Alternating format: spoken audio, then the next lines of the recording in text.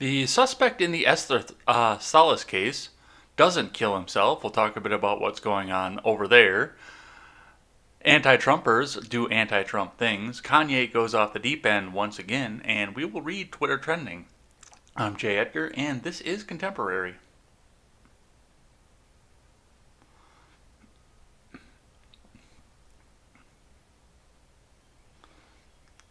Good morning and welcome to Contemporary. I'm your host, Jay Edgar. We've got a bunch of stuff to get to today. We had a great show last night over on the Red Net Show, so thanks everybody who came by and hung out with us and kept us honest while we were going on in the news, so I always appreciate that.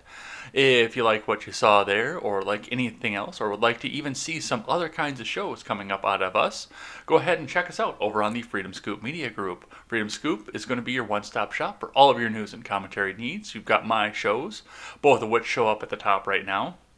You've also got Stephen Ignoramus, The Generational Gap. You have got Wyatt Birkenhoff and The Breakdown with Birkenhoff. You've got the R-Rated Conservative and the Freckles and Brit Show. So head on over there and check us all out over there. Help support some great creators. Get some swag and help us to monetarily support some great creators. And let me turn my alarm clock off, which that's going to happen in 10 minutes again anyway. So we'll figure that out as we go. And come and help us out. So we start out looking at the stocks for the day. First off, get this set back to where it's supposed to be. And we look at what the Dow did yesterday, and it wound up breaking even, just barely. After a nice little upswing at the end of the day, it fell back down to be just about to its even point. 8.92 points, or 0.033% up, but hey, a win is a win. So you got to look at it somewhat that way and see what we're going to see out of there. Let's see what the newscasters on the stocks have to say. Come on.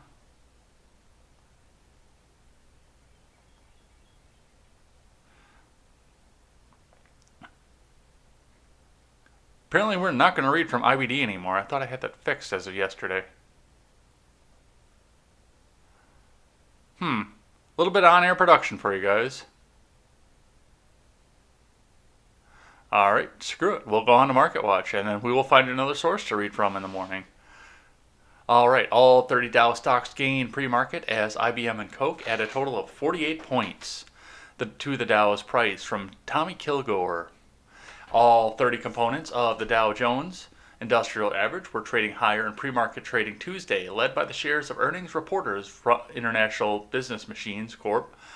And Coca-Cola. IBM stock jumped 4.9% after the technology giant reported late Monday second quarter earnings that beat expectations. Does anybody use an IBM anymore? I'm a little surprised to see that up there. I didn't even know they were still around. I thought that they were done for. Because you never hear about them anymore. It's just, oh, well, now you've got AMD and Intel and Microsoft and everybody else around. I didn't, Hewlett Packard maybe, because that's what we're running the show on, but I didn't realize that IBM was still a thing, or still around. That's kind of interesting. And Coca-Cola shares advanced 2.1% after the beverage and snack giant reported earlier a profit that topped forecasts. The implied price gains of the stock would add a combined 48 points to the Dow's price as Dow futures rallied 164 points, or 0.6%. Oh, that's all we have. Thank you, Market Watch. All right, let's keep going down the list then. From CNN, attorney who was found dead named as primary suspect in fatal shooting at federal judge's home. From Evan Perez, Bryn Gingras, Amir Vera, and Eric Levinson. An attorney who was found dead Monday is the suspect in a shooting at the U.S. Judge Esther Salas' home, the U.S. Attorney's Office in New Jersey said Monday afternoon. Salas' son was killed and her husband injured in the Sunday attack at the family's home in North Brunswick, New Jersey. The FBI identified Roy Dan Hollander as the primary subject and said that he is dead. The U.S. Attorney's Office said in a statement, Dan Hollander was a lawyer who once argued a case before Salas, according to court records. Earlier, the two law enforcement sources told CNN the suspect died of what is believed to be self-inflicted gunshot wound. The judge's son, Daniel Anderl, a 20-year-old student at Catholic University, was killed in the shooting, and Mark Anderl, the judge's husband and a defense attorney, was injured, according to Freda Wolfson, U.S. District Chief Judge in New Jersey. Salas was unharmed, Wolfson said. In a lawsuit, Dan Hollander represented a woman and her daughter who sought to register for the Military Selective Service. According to the federal court records, Dan Hollander's client claimed the draft was unconstitutional because it barred women from registering. Salas sided against a part of Dan Hollander's arguments last spring, but also agreed with some of his claims and allowed the lawsuit to continue. Hollander exited the case June 2019, handing it over to a team of lawyers at the large New York-based law firm Boies Schiller Flexner. Hollander said he would not be able to see the case through because he was terminally ill. Nick Ravante, a managing partner at the firm, told CNN. On his website, Dan Hollander describes himself as an anti-feminist lawyer who defends men's rights. So, a couple things going on here. I think I just read my next article. No, there's another one up here. So we'll talk a little bit more, but that is a part of what's in the headline off of this here. And yet the CNN article still doesn't come by and let us know the fact that, and your regular CNN reader wouldn't realize the fact that this woman had just been handed the case to hear facts in the Ghislaine Maxwell case. She'd just been handed notes for, I believe it's actually a civil suit involving Ghislaine Maxwell. So there is something fucky going on here. According to other reports, he was found dead by apparent suicide in his car not too far away from here, which is also not in this article here. So, yeah, this has been an interesting... This broke after I got off the camera yesterday, so I didn't know that he had gone off and offed himself after this. Offed himself. I know we will be talking an extensive amount of this next week because I know Elaine is quite interested in this story, so... There will be a lot that we'll have to talk about with this. Let's see the other article I pulled up here from CNN. Suspect in fatal shooting at home of Judge Esther Salas described himself as an anti-feminist lawyer, once argued a case before the judge. From Eric Levinson, Paul P. Murphy, and Caitlin Palance over at CNN. On his website, Roy Dan Hollander described himself as an anti-feminist lawyer who defended men's rights. His personal writings and life's work reveal a toxic stew of sexist, racist bigotry. He had unsuccessfully filed lawsuits against bars and nightclubs offering ladies' nights, claiming they violate the 14th Amendment, and he filed suits against the federal government challenging the constitutionality of its Violence Against Women Act, the Female Fraud Act, as he referred to it, and against Columbia University for its women's studies programs. Federal authorities on Monday said Dan Hollander is suspected of shooting the husband and son of U.S. District Judge Esther Salas at her New Brunswick, New Jersey home. At her North Brunswick, New Jersey, you see there's a word missing right there. The FBI called Dan Hollander the primary subject and said he is dead.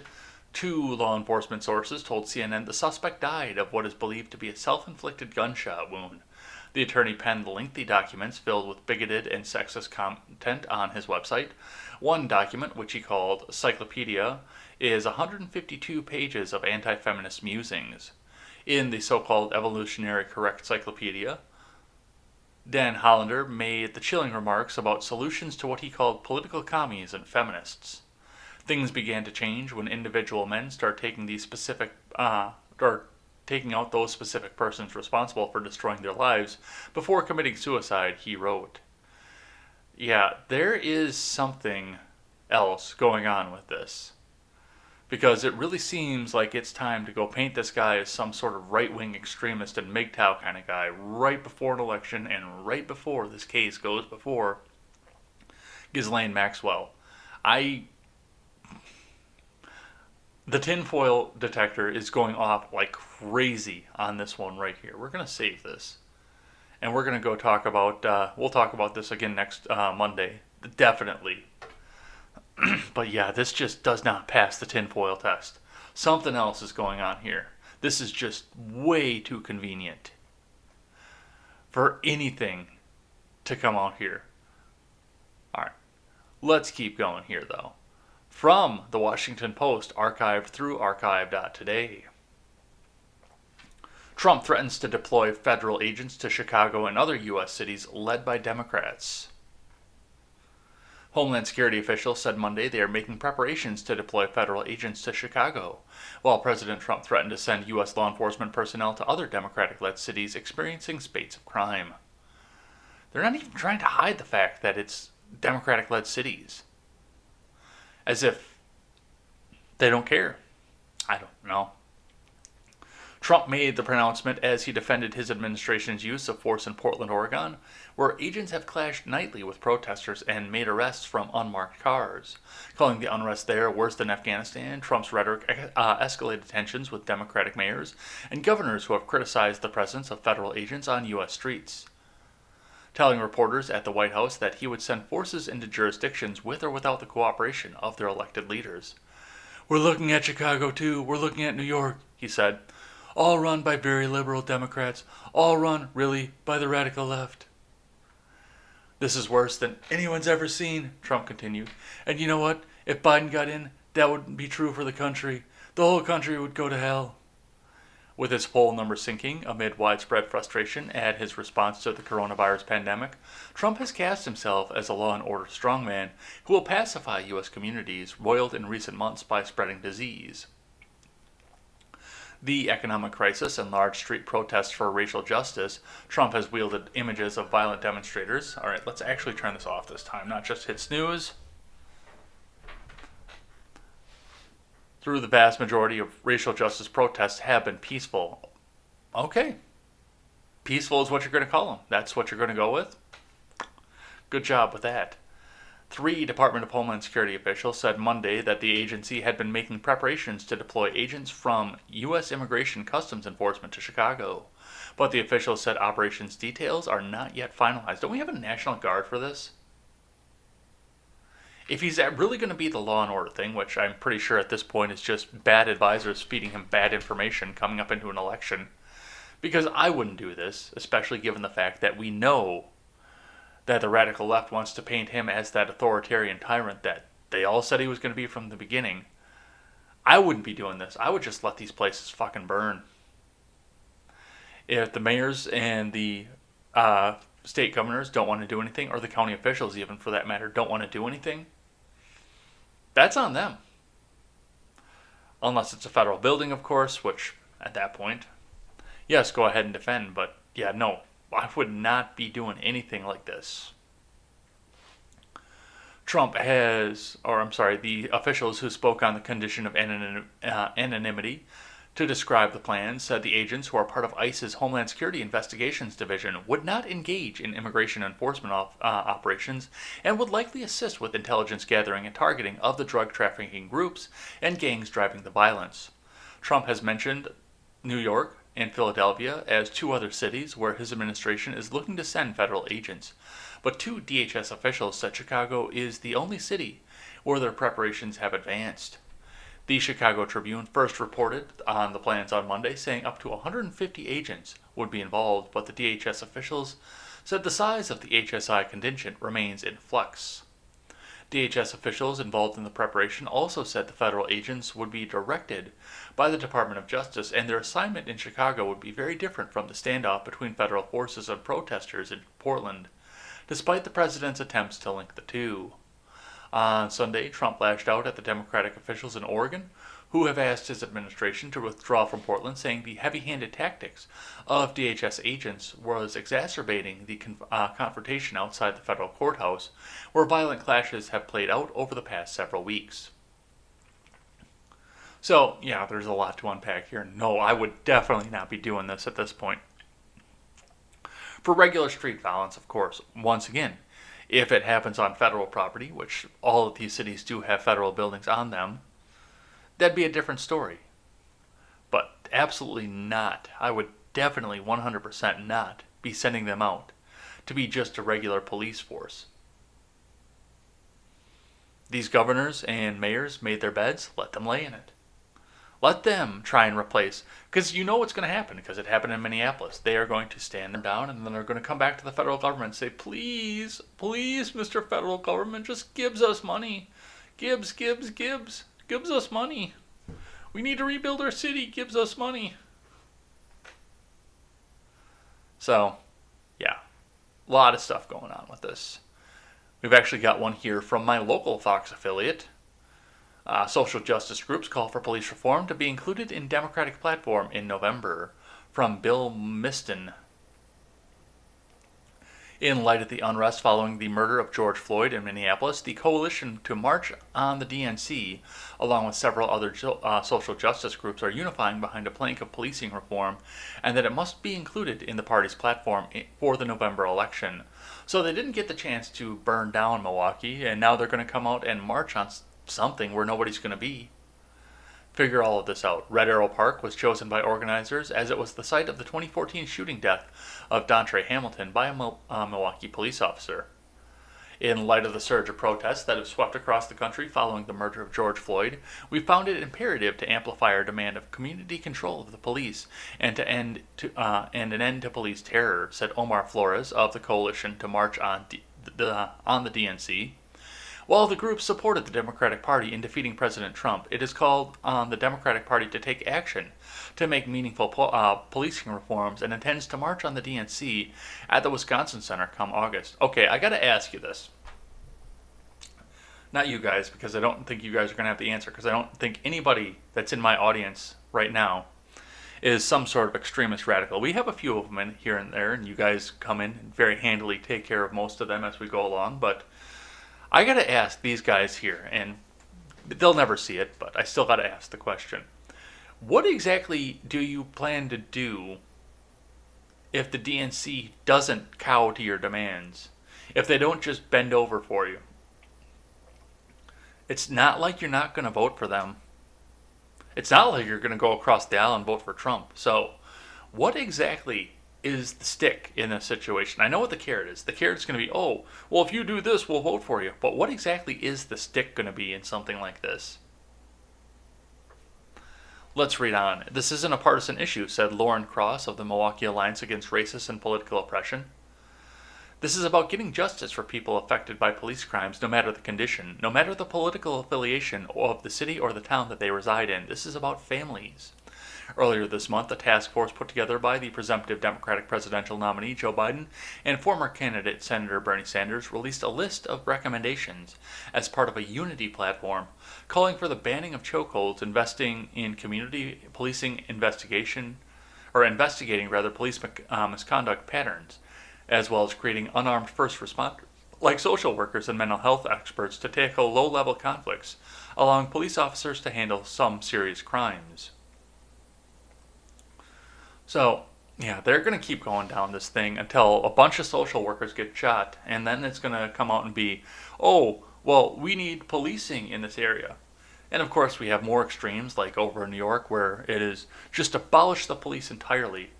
Defund them, because that's what they say about Planned Parenthood, but we're going to abolish them and get rid of them entirely. And then we're going to go down the road and complain about the fact that only the rich and the famous and the powerful get security. So we're going to create a security force for everybody.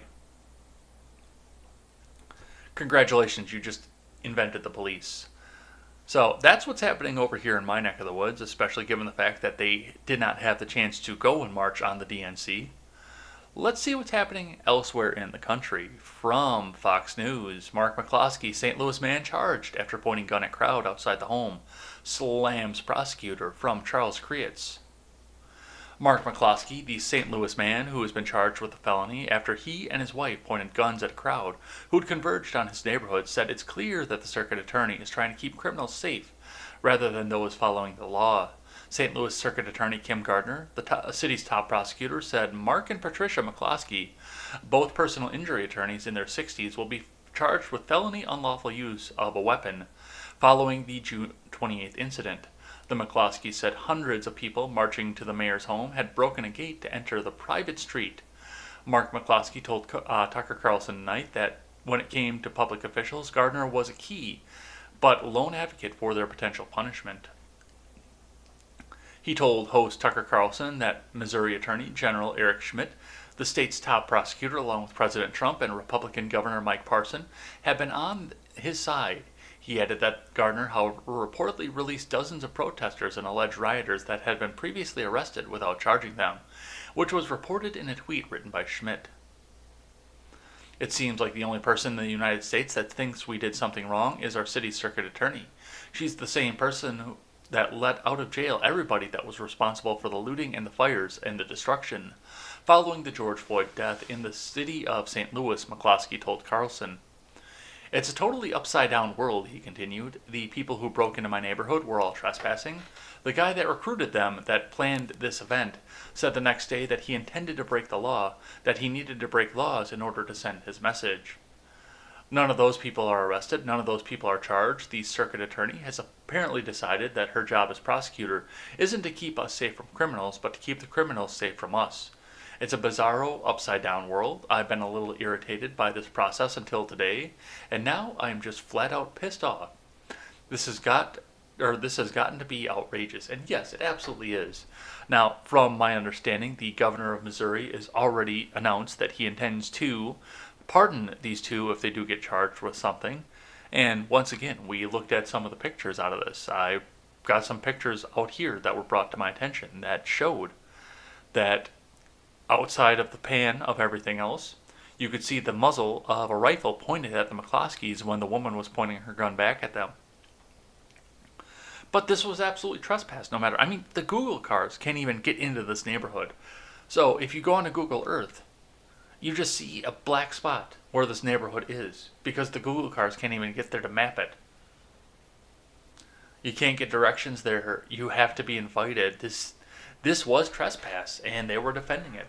These people were announcing that they were going to kill the McCloskeys or invade and destroy their home, and they defended themselves, and now they're getting charged for this. And if we do see Biden come in and his advisors run the country for 4 years, expect more of this because you're going to see a fuckload more of it. All right, let's keep going here.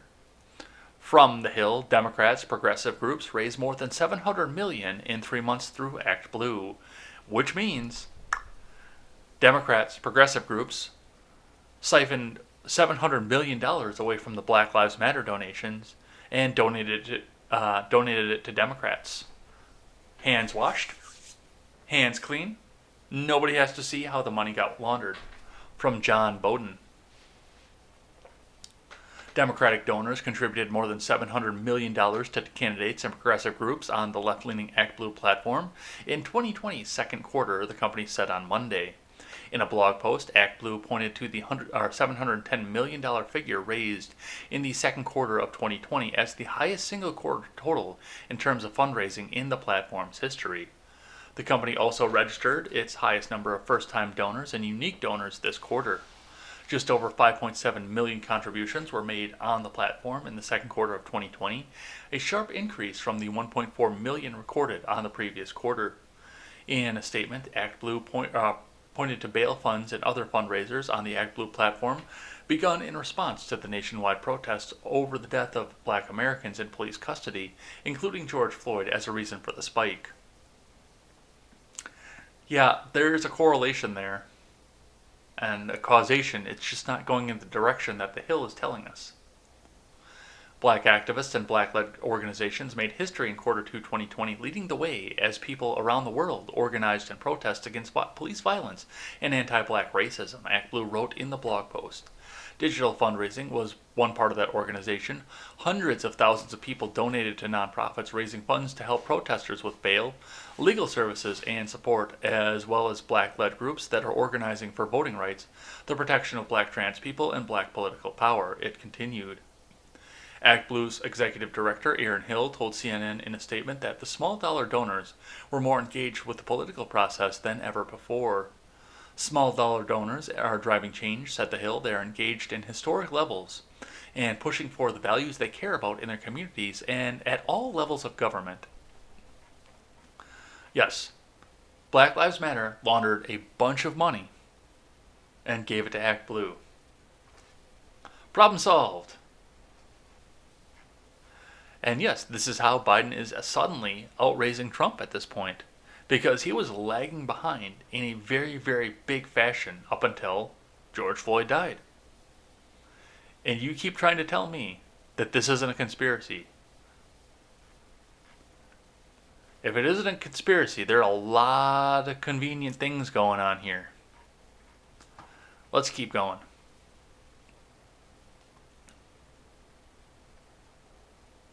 Come on. Don't do this. Technical issues. Turn off your ad blocker. Fuck you. Portland community leaders plead for moratorium on street violence as police targeted. Rioters sparked a fire inside the Portland Police Association building over the weekend. From Drew Marine over at KPTV Fox 12. Protesters have drawn national attention after setting a fire inside the Portland Police Association building Saturday night. Portland police said around 10:45 protesters broke into PPA's building and almost immediately started a fire.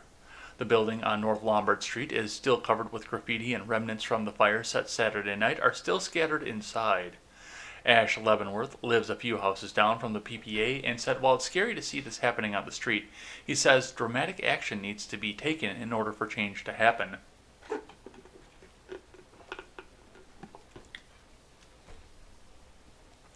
Yeah, that's some of what it looks like in there. It looks like we've got a little bit of damage, bullet holes and everything out there, and some of the graffiti sitting outside while somebody's making a press conference. We heard shouting, and then a little while after, we heard a pretty big bang, which we came to realize was the dumpster being lit on fire in the middle of Lombard, Leavenworth said. He said he's lived in or on North Campbell Street for 8 years, and up until a few weeks ago, it was a quiet area. Especially last night when the Union was caught on fire, so we felt pretty scared for our neighbors then. As much as we do support the protests, it's been a trip having cops over here with their LRAD system and blowing up the acoustics of the neighborhood, Leavenworth said. Well, yeah, of course it's going to be a pretty quiet neighborhood because you really don't want to go out and commit a bunch of crime where the police come and hang out. That seems pretty obvious to me. So, yeah,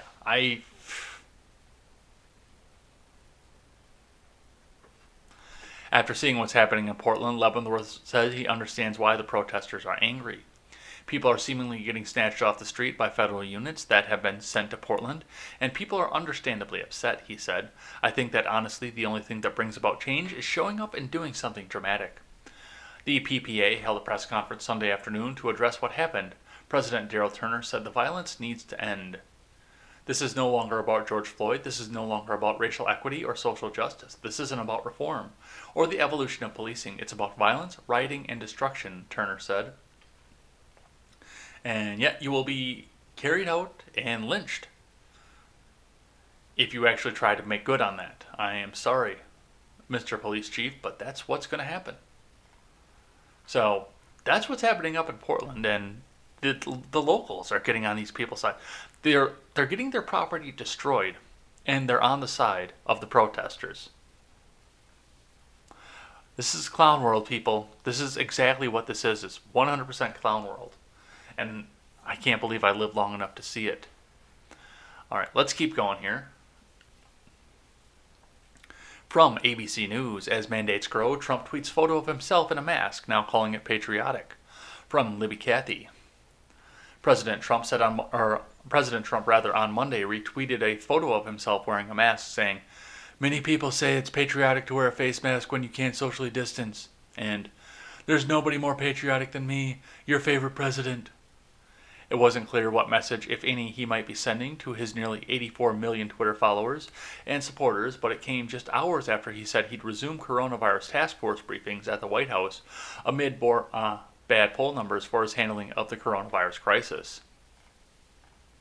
It also came after an interview in which he was in open conflict with his own health experts on the effectiveness of masks in controlling the outbreak of cases surging across the American South and West, and as several states and retailers work with stores nationwide implemented new mask mandates.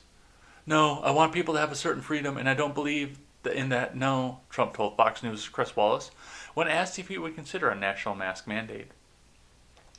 "I don't agree with the statement that if everybody wear a mask, everything disappears," Trump said in an interview that aired Sunday, contradicting Dr. Robert Redfield, director of the CDC, who said multiple times last week that if everyone wore a mask, the epidemic would be driven to the ground in a matter of weeks.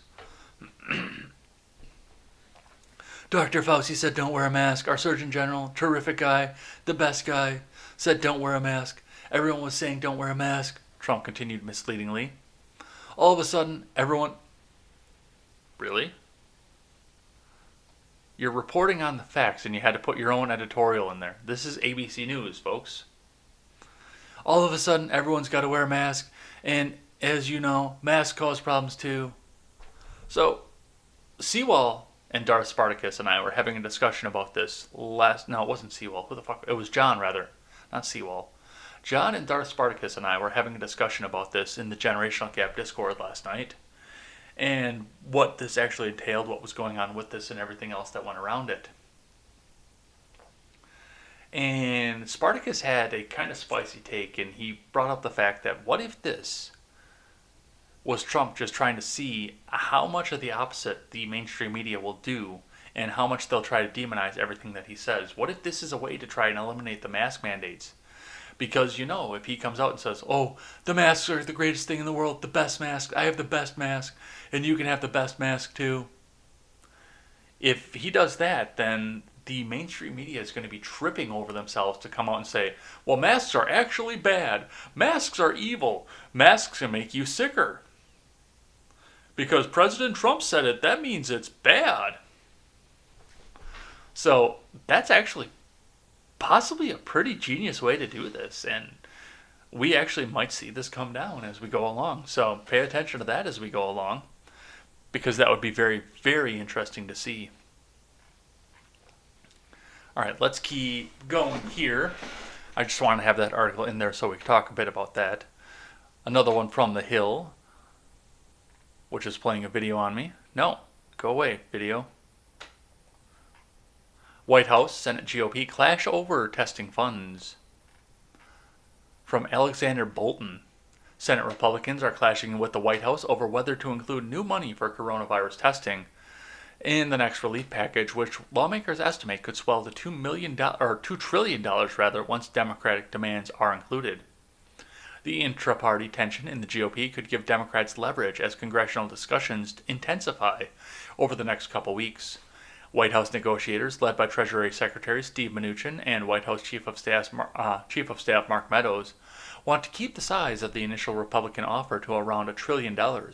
They're bulking at including another $25 billion for COVID-19 testing because states still haven't spent much of the money Congress has already appropriated for testing. Congress appropriated $25 billion for testing in the $484 billion interim relief package Congress passed in April. Senator Roy Blunt, one of the Republican senators negotiating with the administration, said not providing more money for testing in the next relief package doesn't make sense. I just think that's wrong, he said when asked Monday about the administration's opposition to billions of dollars in additional money for testing.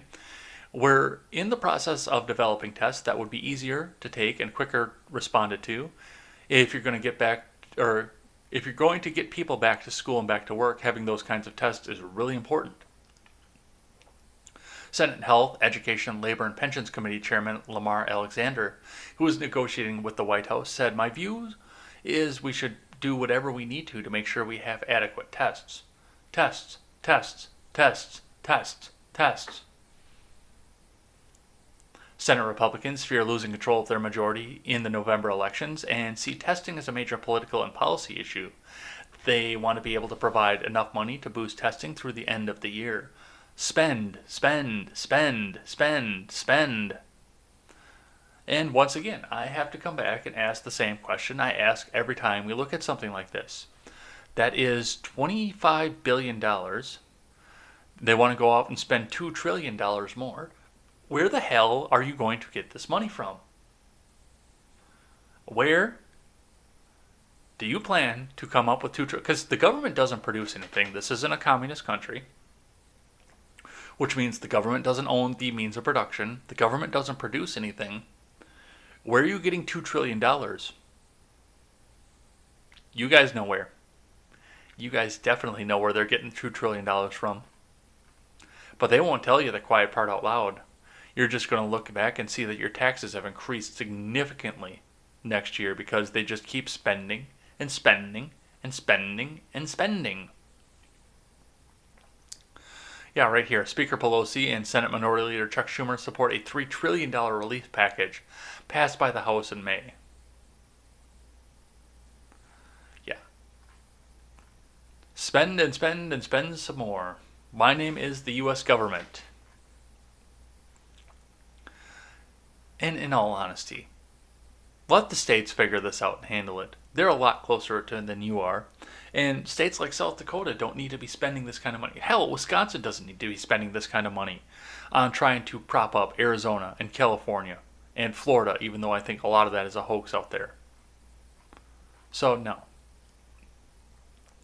Quit spending money and figure out how to get this all behind us. All right, let's keep going here from ABC News.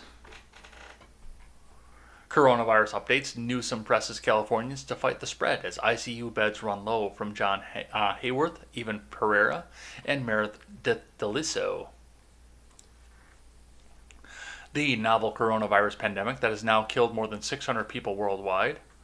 Over 14.5 million people across the globe have been diagnosed with COVID-19, the disease caused by the new respiratory virus, according to data compiled by the Centers for Systems Science and Engineering at Johns Hopkins University. The actual numbers are believed to be much higher due to testing shortages, many unreported cases, and suspicions that some governments are hiding or downplaying the scope of their nation's outbreaks. Did you just see a mainline leftist organization say that China wasn't testing anymore? Wow. The U.S. has become the worst affected country with more than 3.8 million diagnosed cases and at least 140,957 deaths. Citation needed, please. And then we have a series of updates. NIH say up to 3 vaccines could be ready for the year's end.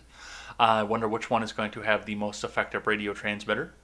8:21 p.m., LA County offering $20 gift cards to incentivize contact tracing. Where the fuck do you get that money, LA County? You're broke. 4:08 p.m., California ICU space running low as cases rise. This is the one I wanted to read for you guys. California Governor Gavin Newsom is continuing to urge residents to social distance and wear face coverings as the number of cases in the state continue to climb and tax hospitals. The state recorded 6,846 new positive cases in the last 24 hours, bringing the total to 391,358, according to the governor. The state's 14-day average has grown from 7,800 new daily cases on July 12th to 8,370 daily cases on July 19th, according to the state's health department. There were 9 new deaths recorded in the last 24 hours, bringing the statewide total to 7,694. Newsom warned that while the number of new fatalities may be low, 7-day average of new deaths was 91 on July 19th compared to 77 weeks ago. We've seen the numbers, they go down. The best way is to watch the numbers over a 7-day period, he said. Newsom also warned that hospitals across the state are seeing a 16% jump over the last 2 weeks in COVID-19 cases. Hospital ICU bed admissions were up 12% statewide during that same period, and for some facilities, it's worse, according to the governor. San Benito hospitals, he noted, have no ICU beds left. Well, we have them all across the rest of the country, and yeah, this is the first time we're seeing ICUs filled, if that's true. And once again, I don't necessarily buy it because they said that the ICU beds were going to be filled in New York City, which is why they built a makeshift hospital to take care of everybody else in Central Park and docked that nice fancy ship in the port of New York. And both of them went completely unused.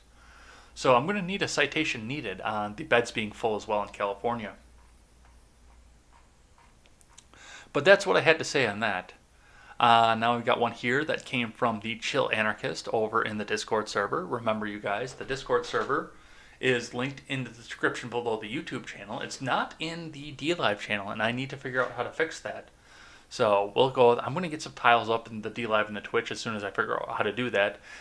But go ahead and get on over into the Discord, and maybe one of my great moderators can put the Discord link in for you guys if you wanted to do that. Head on over into the Discord and hang out with us, and you can offer articles up like this one from the Chill Anarchist.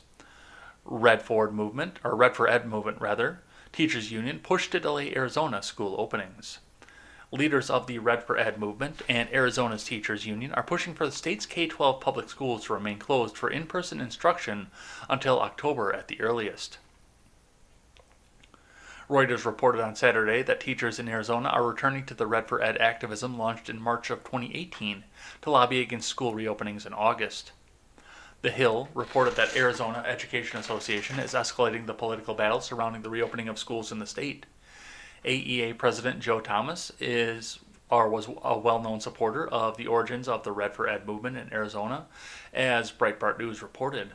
Last week, the AEA released a video that included a call to action to flood Governor Ducey's office with a petition that lists 7 demands that he must meet before the union would agree to return to in-person primary and secondary school student instruction in K-12 public schools.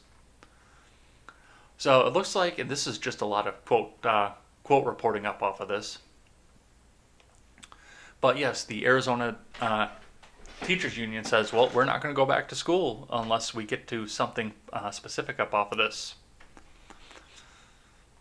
Please don't make me risk getting COVID-19 to teach your child. That was an opinion piece from Knucklehead Row over at the New York Times, a former newspaper.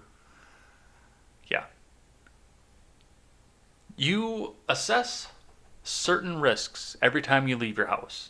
And one of the things that I pointed out a few times is that I'm afraid of getting hit by a Buick. But that does not mean that I get to limit your access to buy a car. People that are afraid of a little virus can stay home if they're afraid of the little virus. They don't have to impose their fear on me. But thanks to Joe for coming out and putting this out for us to read. So there wasn't a lot of main text in this, just a lot of quote stuff, but still it's an interesting idea, the fact that these teachers unions are going to try and shape the way that we do our reopening. And teachers unions are reliably very, very, very left. Like 17 V's very left. Let's keep going. Dr. Fauci to throw ceremonial first pitch at Washington Nationals opening game from Paul Bois. After his InStyle magazine spread, Dr. Anthony Fauci, director at the National Institute of Allergy and Infectious Diseases, will be throwing the first pitch at the Washington Nationals opening game of the season coming Thursday. In an official statement, the defending World Series championship team said that they would probably be welcoming superfan Anthony Fauci to kickstart their opening game. The Washington Nationals are thrilled to announce that the Nats superfan Dr. Anthony Fauci, director of the National Institute of Allergy and Infectious Diseases, has accepted our invitation to throw out the ceremonial first pitch on opening day, Thursday, July 23rd. The announcement said Dr. Fauci has been a true champion for our country during COVID-19's pandemic and throughout his distinguished career, so it is only fitting that we honor him as we kick off the 2020 season and defend our World Series championship title. As the Daily Wire reported last week, Fauci's opening pitch comes within a week of the magazine InStyle, featuring the Good Doctor on the cover as if he were auditioning for The Sexiest Man Alive. In a lengthy interview with the magazine, Fauci described his relationship with President Donald Trump as complicated. And that, of course, is the reason that he's on the front of InStyle and he's going and throwing out the first pitch. He's a hero because he stands up to the evil orange man. Look at this. He is such a hero. He thinks that we should be shut down forever and just crash that economy. He doesn't care about money. Dude, seriously. Why Fauci? But we're going to keep going on this one here. Speaking one more time from The Hill, congressional Democrats request FBI briefing on foreign election interference efforts from Maggie Miller. Democratic leaders in the House and Senate on Monday requested a classified counterintelligence briefing from the FBI, citing concerns that members of Congress are being targeted by a concerted foreign interference campaign. Oh my fucking God, they're going to do this again. Foreign interference campaign ahead of November elections. They're actually going to do this again. House Speaker Nancy Pelosi, Senate Minority Leader Charles Schumer, House Intelligence Committee Chairman Adam Schiff, and Senate Intelligence Committee Ranking Member Mark Warner sent a letter to FBI Director Christopher Wray requesting the all-members briefing take place before the August congressional recess. We are gravely concerned, in particular, that Congress appears to be target of concerted foreign interference campaign which seeks to launder and amplify disinformation in order to influence congressional activity, public debate, and the presidential election in November. The Democratic leaders wrote, they are going to do this again. Christopher Wray is going to come out and tell him to get stuffed because he's got every fucking right to do so. And then they're going to scream election interference for the next 4 years. I am seeing this already. We are going to have to listen to this for 8 years straight. Russia, Russia, Russia. Oh my God. They interfered in the election. Oh my God. Look at what they did. That is, of course, after they took to the lengthy extent of calling George Jorgensen a Russian, and anybody who would vote for her a Russian. Oh my God, they are going to do this again. They're actually going to do it. Oh. Gross. You know what? I'm saving that one too. All right. So anti-Trumpers are going to anti-Trump. From the Daily Wire, anti-Trump Lincoln Project plans to push Biden agenda if he's elected, co-founder says, from Tim Pierce. The Lincoln Project, a political action committee dedicated to taking down President Donald Trump, intends to help push a Democratic agenda should presumptive Democratic nominee Joe Biden win the election in November.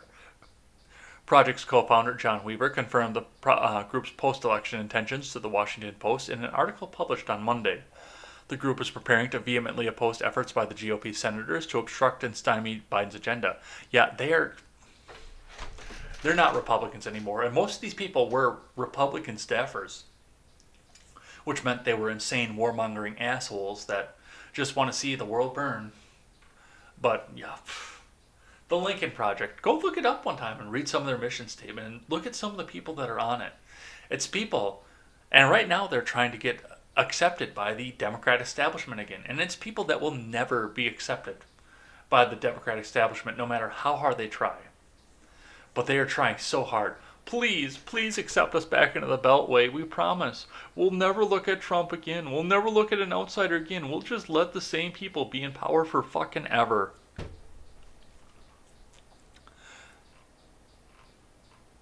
The anti-Trump members of the GOP in the Lincoln Project they're not in the GOP anymore, will likely play a large role in the budding Biden campaign strategy to win over Republican voters, discouraged or unhappy with the party under Trump.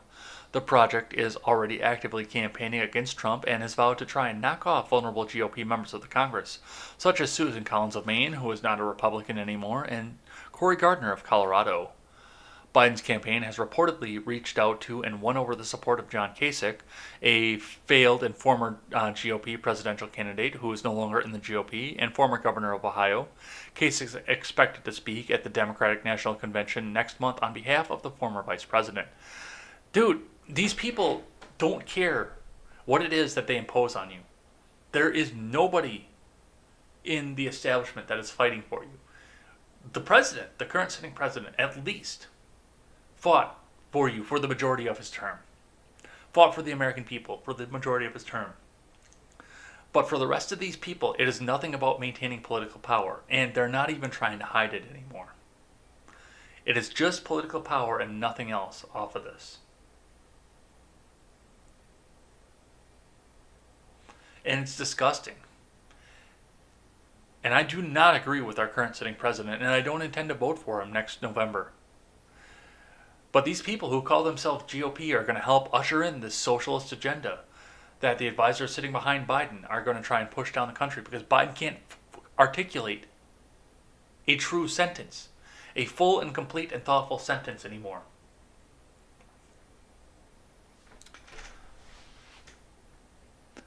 Kasich was a bottom contender in the 2016 GOP primary, never polling in the top 3 according to RCP, until late in the primary contest when all but 3 contenders had dropped out of the race. Kasich then hit a high of 22.5% behind Senator Cruz and Trump. I can't even... The Lincoln Project is just disgusting. We'll bring in socialism as long as we put the right people back in power. All right, let's keep going here. Another one here from Breitbart that also came from the Chill Anarchist. Pelosi, whether he knows it yet or not, Trump will be leaving the White House even if he has to be fumigated. Hey, Secret Service, you want to come and look into this? In a Monday appearance on MSNBC's Morning Joe, House Speaker Nancy Pelosi weighed in on the possibility of President Trump refusing to leave the White House if he loses the presumptive 2020 Democratic presidential nominee to force former Vice President Joe Biden. Morning Joe co-host Mika Brzezinski asked Pelosi about Trump's interview with the Fox News' Chris Wallace and said the president did not say one way or the other if he would leave. According to Pelosi, Trump is leaving the White House, whether he knows it yet or not, and even if he has to be fumigated. The fact is, whether he knows it or not, he will be leaving, Pelosi told Brzezinski. Just because he might not want to move out of the White House doesn't mean we won't have an inauguration ceremony to inauguration a duly elected president of the United States. And I'm second in line to the presidency. Just last week I had my regular continuation of government briefing. This might interest you because I say to them, this is never going to happen. God willing, it never will, but there's a process. It has nothing to do with a certain occupant of the White House. Doesn't feel like moving and has to be fumigated out of there because the presidency is the presidency.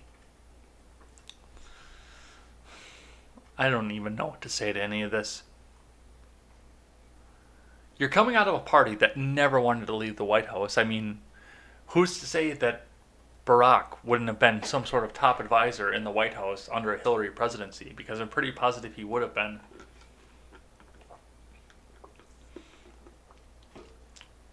So, and I don't even know, because hell, by January we might not even have all the ballots counted because of all the mail-in stuff. We might not know come Inauguration Day who the president is supposed to be. There's just so much going on with this. Alright, now I got a couple more here to talk about, and then we'll do Twitter trending. From TMZ News, Kanye West, Kim tried to involuntarily commit me. Kanye West has turned on his own family in the midst of what we're told is a major bipolar episode targeting Kris Jenner, comparing his life to the movie Get Out, and accusing Kim Kardashian of trying to commit him to the mental hospital. In a series of tweets Monday night, Kanye revealed his wife's plan to get him help, just 24 hours after a bizarre and at times incoherent campaign rally in South Carolina. Kanye said, Kim was trying to fly to Wyoming with a doctor to lock me up like in the movie Get Out because I cried about saving my daughter's life yesterday. West also took aim at his mother-in-law, Kris Jenner, and shared a text he sent Kris that urged her to call and stop ignoring him. He then mentioned some of Kim's career choices, implying Kris was behind them and saying Kim would never do that to her own daughter. He tweeted, I put my life on God, or on my God, that North's mom would never photograph her doing Playboy, and that's on God. I'm on the ranch. Come and get me. Shia LaBeouf was also brought into Monday's rant. Kanye accused him of being a no-show to the first YZY Gap photo shoot. He also dragged Anna Wintour into the mix, accusing her of talking down on his Gap collab to call him, only to call him later kissing my ass. Wow. Must be getting over the hour mark because I'm starting to lose my ability to read. It also appears Kanye has some serious beef with his family living in LA and not Wyoming full-time, saying, I love my wife. My family must live next to me. It's not up to E! Or NBC anymore. TMZ broke the story. Members of Kanye's family and close circle were left extremely concerned and upset after Sunday's rally in South Carolina. West talked about guns, politics, and at one point was brought to tears sharing a story that revealed he talked to Kim about getting an abortion when she was pregnant with North. So, yeah, definitely some rocky stuff over in the Kanye world, but it's Kanye. It's going to be rocky. I really want to see him run in 2024. I know that he really can't run in 2020. He dropped out already, but I want to see what he does and what it does to the polls. I really want to see what happens with Kanye West. I actually think that he wouldn't be a bad president. All right. From CNN, Gap shares fall after Kanye West threatens to walk away from the Yeezy deal. From Jordan Belinsky. Kanye West's threat to walk away from his fashion company's fledgling partnership with Gap has sent shares sharply lower. Gap stock fell nearly 6% Monday following West's comments he made at a public event Sunday. Videos taken at the event show the rapper criticizing Gap and Adidas, another apparel company with his Yeezy brand partnered with. West noted he was not on either company's board. That has to change today or I walk away, he said. Adidas declined to comment, and Gap didn't immediately respond to CNN Business' request for comment. Gap, which has been struggling lately, announced a 10-year partnership with Yeezy last month for a new line of clothes that are modern, elevated basics for men, women, and kids at accessible price points due out next year. It's unclear whether he's even allowed to walk away from the deal. So, he's out there, he's making waves, and he is trying to shape the economy at some point as much as he can with his private citizen status. Dude, this guy is a nut, but like I said, I don't think he would be the worst president in the world if he was elected president. And I think he could do it. I really think he could pull it off. I know literally nothing about his music. Literally nothing about his music. But he appears to be a savvy guy and knows what's going on. Alright, I got one more here and then we'll do Twitter trending. Rhode Island girl, 14, charged with murder and death of a contractor. From Frank Miles. A 14-year-old girl has been charged with murder in the deadly shooting of a contractor in Rhode Island, investigators said. The teen, whose name was not made public because of her age, is scheduled to be arraigned in family court, police told the Providence Journal. Jorge Gonzalez Colon was shot multiple times on July 1st outside a Providence home he was working on in the city's Silver Lake neighborhood. He was taken to a Rhode Island hospital where he was pronounced dead. Police say they did not think he was the intended target. Major David Lapitin said the girl played an integral part in the homicide. Felix Hernandez Rosado was also charged with murder and conspiracy in the killing. He appeared in court Friday and was being held without bail. His attorney called it a complicated case and added, "There's no relationship between my client and the victim." Hernando Rosado was thought to be with the missing 14-year-old girl, and police couldn't reveal if the missing girl was the same girl of the same age charged in the Gonzalez Colon murder. We had spoke to some family members and friends of the victim who described him as a hard-working, very good person, said Captain Timothy O'Hara earlier this month about Gonzalez Colon. We can't understand why something like this would happen to him. The death marked the city's fourth homicide of 2020. And yeah, for a really small state and a small city in a small state, because Providence is not a big city. Well, I mean, Wisconsin standards, it's a big city, but for New England standards, it's actually a pretty small city. And it's just interesting to see. There are a lot of moving parts to this. I saw this on Fox News, and I had to look into it and see what was going on with it. And there's a lot we don't know about it. I do want to follow up on this after the show and figure out a little bit more of what we're seeing out of this and what it could mean going forward. But I mean, yeah, this was a complicated thing. It looks like there's a missing child involved in it. Looks like there's some other things involved with this as well. Maybe some sort of abuse going on, but I don't even know. But that's going to be it for news today. Let's see what's happening over on in the world of trending.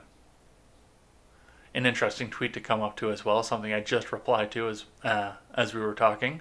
Or not as we were talking, but right before I went on air. But we're going to go and see what is happening in trending. Oh, Natalie Portman is trending. That can't be good. Alright, so into trending. Once again, we will skip all the Tuesday Vibe, Tuesday Thought stuff because it's usually worthless, pointless stuff. And let's see, Robin Williams is trending today. Let's see what's happening there. Hashtag Robin Williams. The world misses this man. Such a shock 6 years later. So today was the anniversary of Robin Williams' suicide. And heart goes out to the family once again because he was a legend. He really was. I don't know if he would like what he saw from Will Smith's interpretation of the genie, but we don't know. Oh, there we go. Tucker is trending.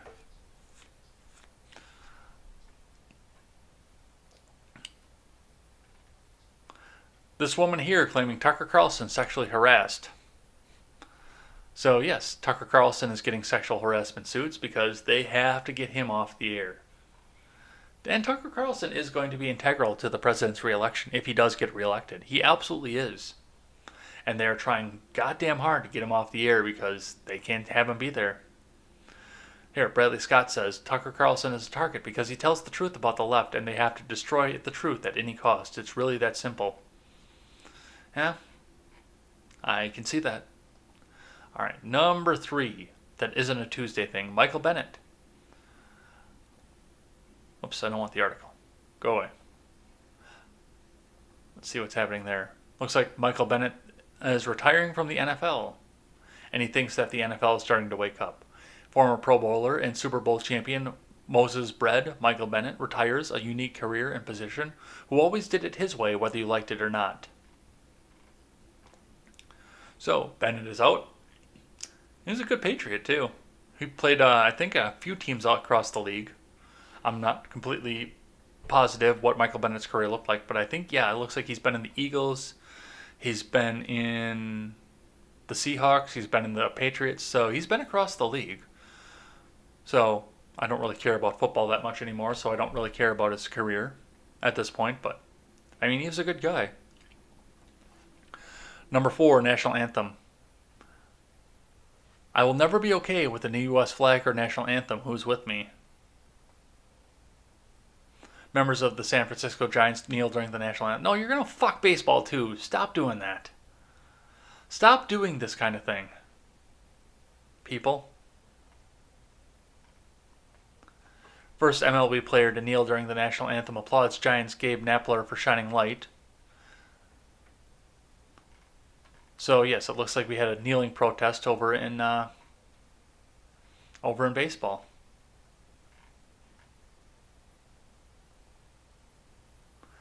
All right, and the last one we will read for today is Ernest Hemingway. Is the most painful thing is losing yourself in the process of loving someone too much and forgetting who that you're special to. Ernest Hemingway, 1899 to 1961. So it appears that we have some quotes from Hemingway is what's trending off of this. I don't know if he got into the news, if somebody in his family did something, or it's an anniversary of something for him, but oh, is it born this day? Let's go back up and look at the first one here that we had on trending. Oh yeah, July 21st. So yes, today's Ernest Hemingway's birthday. Happy birthday, Ernest Hemingway, wherever you are, wherever you wound up. Thank you for all of the literature you gave to the world. And that is going to be it.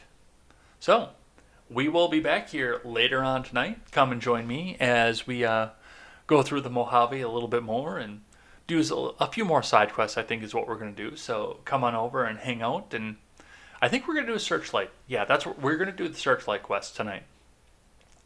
So come on over. We'll go find Searchlight, Nevada, and hang out in that area, see what they've got going on there. So it'll be a good time. It'll be some good unwind time for us as well. Otherwise, if you're not into video games that much or you don't want to hang out up until the wee hours of the morning, join us back again tomorrow. We will be back here tomorrow morning at the same time with more Contemporary. Until then, I'm Jay Edgar, and this is Contemporary.